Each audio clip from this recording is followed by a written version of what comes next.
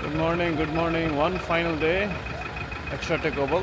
Cricket stadium बाट PM Cup को आज extra take oval मा चाहिँ लास्ट खेल आर्मी र पुलिस बीच आज खेल हुनेछ भने त्यसको लागि कमेन्ट्रीको लागि आइसकेको छु ग्राउन्डमा। आज लास्ट दिन पनि हाम्रो कमेन्ट्रीको लागि म हेमराज र विवास।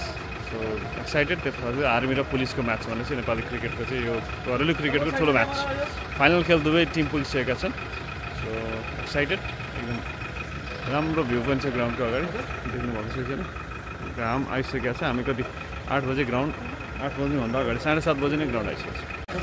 हाम्रो ब्रोडकास्टिङ टिम आइसकेको छ। ग्राउन्डमा पुरा रोलिङ चल्दैछ। बिहान पिचको प्रिपरेसन भएको छ। अहिले टक्कै टाइम मैले 7:30 भनेको थिएँ, 7 बजेर 22-23 मिनट भएको रहेछ। अझ अलिक चाँडै पनि आउनु पऱ्यो। म्याचभन्दा अगाडि यसरी पिचलाई तयार गर्दैछ। आज साइडको विकेट छ पूर्वपट्टिको, रोल हुँदैछ, मजाले रोलिङ गरेर तयार गरेको छ। हिजो रेस्ट डे पनि थियो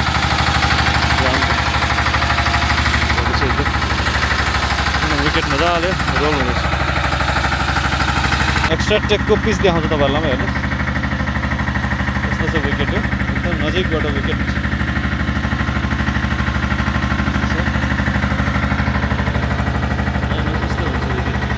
यो राम्रो विकेट छ। हाम्रो कमेन्टेटर साथी विवास पनि आउनु भइसक्यो। Hello hello good morning. Hemraj पनि पुरा पिच हेर्दैछ, पिचलाई स्क्यान गरिरहेको छ, लास्टै ह्यान्डसम देखेर आएको छ केटाहरू।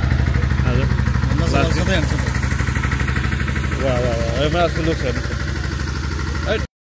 खतरा खतरा हिरो हो नि, हिरो हुनुपर्ने मान्छे हो है। के अन्त फिल्म पनि खेल्न पुग्यो, झन्डै झन्डै खेल्छ कि होइन अहिले धन्यले नभएर मात्रै एन्जिलामा आवाज पनि छ हेमको होइन। अब फिल्म पनि खेल्न आउँदै सक्छ, एक्टिङ पनि राम्रो कडै मान्छे हो एकदमै। फिल्मको क्रिटिक्स पनि भइसक्यो हो, त्यो पनि आउन सक्छ चाँडै नै आउँछ ल होइन त। के छ फिल्ममा हिरो बनाउन सकिन्छ त विकास? या पक्कै पनि हेमराज हमालको डायलग डेलिभरीदेखि लिएर जुन एक्टिङ स्किल छ त्यसले गर्दा डेफिनेटली कमेन्ट्री गर्दा पनि लाग्छ कि एक्टिङ नै गरेर चाहिँ स्क्रिप्ट पढेर चाहिँ दिइरहेको हुन्छ होइन। अस्ति मधेस र उसको गेममा पछिल्लो गेममा अब एकछिन हेम बसिरहेको थियो अनि त्यसपछि पछाडि के हुन्छ, जुरुक्क उठेर एकछिन निदाएको रहेछ, जुरुक्क उठेर रुपेश सिंह बलिङ गरिरहेको थियो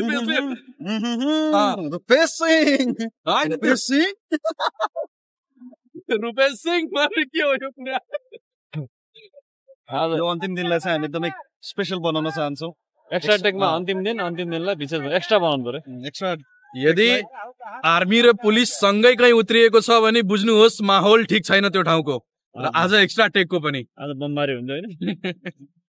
हिजो बमबारी त एपिएममा छ फेरि है, गाह्रो छ। ल ठिक छ, आज एकदम एक्साइटेड छु। आज हामी त्यो हाम्रो म्याच पनि हेरिहाल्नुहुन्छ होइन, पछि आइहाल्छ। तर हाम्रो पनि लास्ट म्याच आज, त्यही भएर पनि हामी पनि एकदम एक्साइटेड छौँ। यो हेर्नुहोस् यो चाहिँ म्याचभन्दा अगाडि 38 सर्कलमा चाहिँ मार्क गर्नको लागि चाहिँ यसरी मार्क गरिन्छ। म तपाईँहरूलाई नजिकबाट देखाउँछु।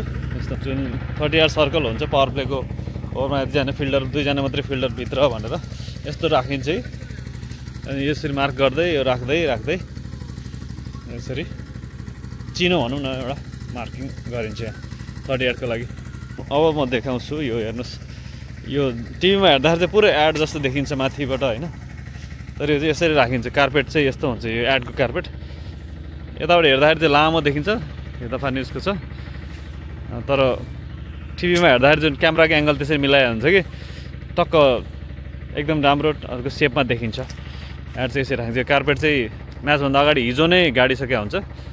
यसरी ग्राउन्डमा नेल जेल लगाएर यसरी चाहिँ काटी नै ठोकेर चाहिँ स्ट्रेटमा छ, त्यसैले त्यति खेलाडीलाई पनि गाह्रो हुँदैन। सिधा पिचको पछाडिपट्टि यो देखिन्छ नि, यसरी चाहिँ एड गर्नु चाहिँ लामो हुन्छ एकदमै। हेर्नुहोस् अब ग्राउन्डको छेउमा यो player of the series, best batsman, best बलरले पाउने बाइक, कुन बाइक हो? पल्सर। यसरी ग्राउन्डमा यो यहीँ नै छ, यो सुरु भएदेखि यहीँको यही नै छ। अहिले त माकुराको जालो पनि लागिसक्यो यहाँनिर। यो साइड स्क्रिनभन्दा यता छेउछेउमा एडभर्टाइजिङको लागि चाहिँ बोर्डहरू हाम्रो यहाँ भाइ हुनुहुन्छ, अहिले पुरा बोर्डहरू लगाउँदै हुनुहुन्छ।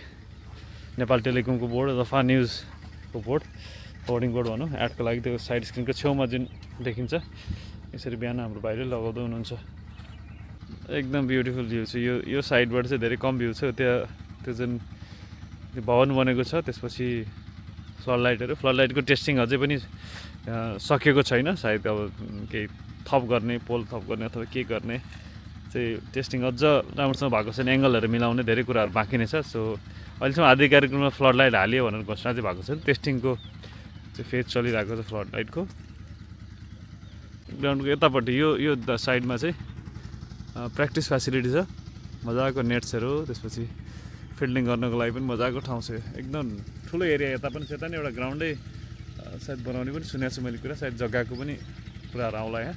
बिहान कति शीत हुन्छ हेर्नुहोस् यहाँ ग्राउन्डमा। यहाँ यस्तो गर्दाखेरि पानी उछिटेको हेर्नुहोस्, मेरो हातभरि पुरै पानी छ।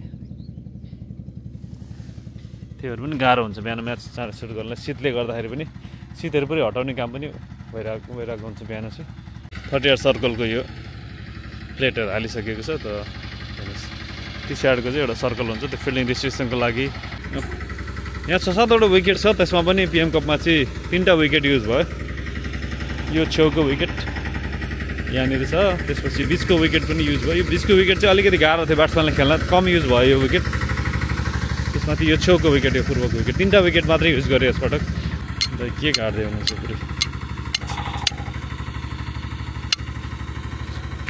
यो चाहिँ अब म्याचभन्दा अगाडि चाहिँ पिचलाई चाहिँ जुन वरिपरि चाहिँ सबै ढाक्ने गरिन्छ चाहे कि पिचलाई प्रोटेक्ट गर्नको लागि, किनकि बलिङ पनि गर्न आउँछन् यहाँ। अनेक पिचको वरिपरि चाहिँ एक्टिभिटिज कम होस् भनेर चाहिँ अब यहाँ तयारी हुँदैछ। पुरै ढाकिन्छ, पिचलाई चाहिँ घेर्ने काम हुन्छ अब यहाँ म्याचभन्दा अगाडि।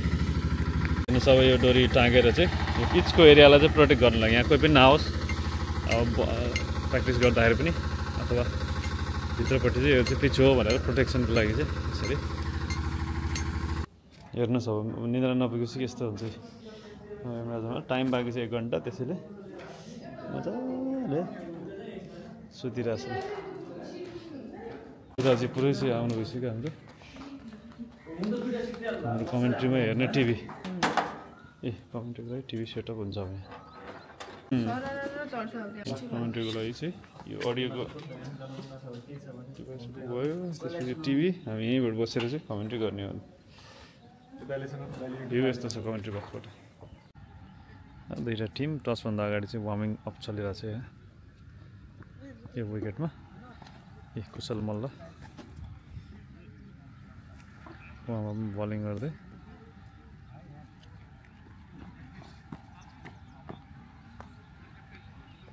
र एकैछिनमा टस हुन्छ भने टसको लागि चाहिँ म तयार छु। यता करण केसी वार्मिङ अप गर्दै।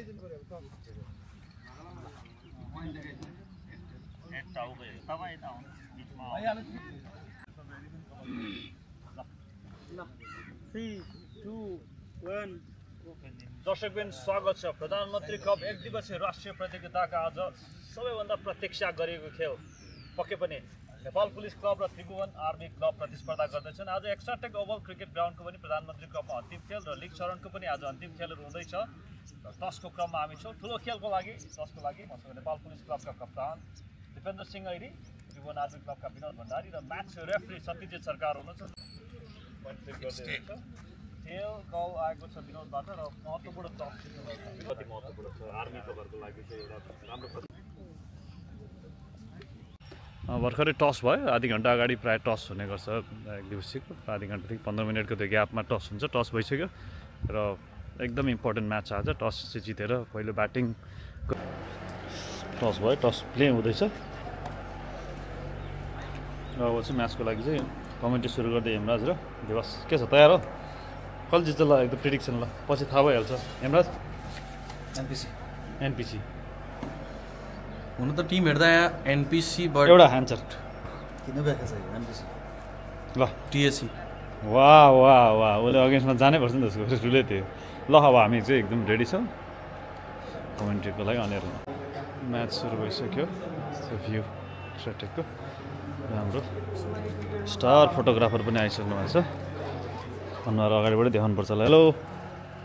तर यहाँ फोटोग्राफीमा फेरि हात अर्केको छ। फेरि के हो यो? भएन नि, यो के जिम्मेवारी हस्तान्तरण हो?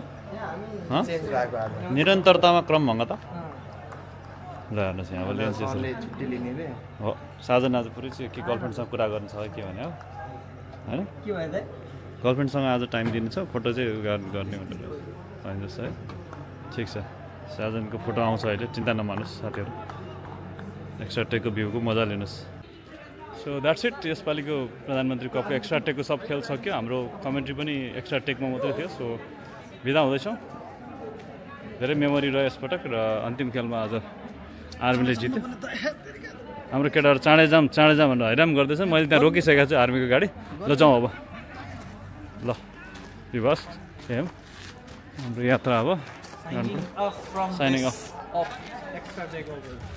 द्याट्स इट म्याच सकेपछि फ्यानहरूको पुरै चाहिँ झ्यालझ्यालबाट अटोग्राफ है के हो कुशलको